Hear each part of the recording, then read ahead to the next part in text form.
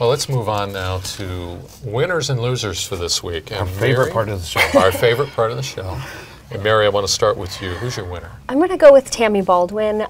You know, typically the president comes to town, it would be somebody in his party that would be the winner, but in her case, she got a very full-throated endorsement of her Buy American plan, where he was asked by Charles Benson, Donald Trump was asked by Charles Benson if he supports Tammy Baldwin's plan. He said 100%. You know, basically like, yay, Tammy Baldwin. So I would say that a week that the president from an opposition or from the other party comes to town and you get a full-throated endorsement of your plan, you're a winner. Could there be a campaign ad in the offing? Yeah, maybe. I suspect so. So who's your loser?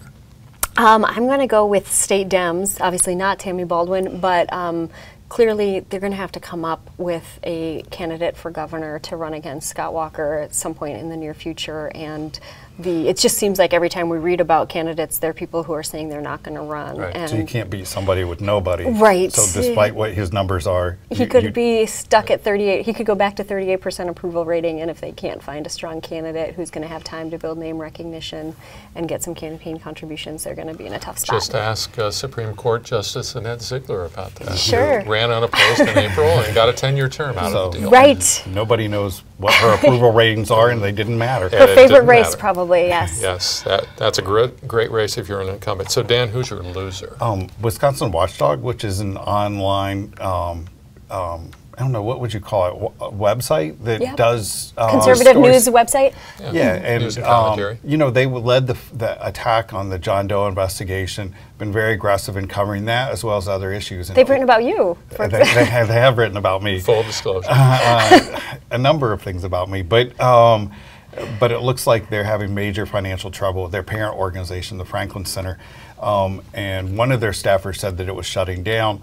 The parent organization says we're just reorganizing. Whatever is going on, it seems to be certainly struggling and may be dead.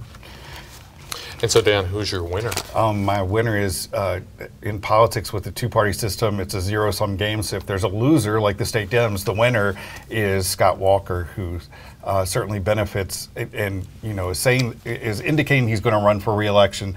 And now you're down right now to, I mean, you do have the 25-year-old kid who's running, but but outside of that, you've got 4 people, and you can expect the the Republicans to focus on those 4 and any flaws that they might have. So we didn't even plan that. We just had.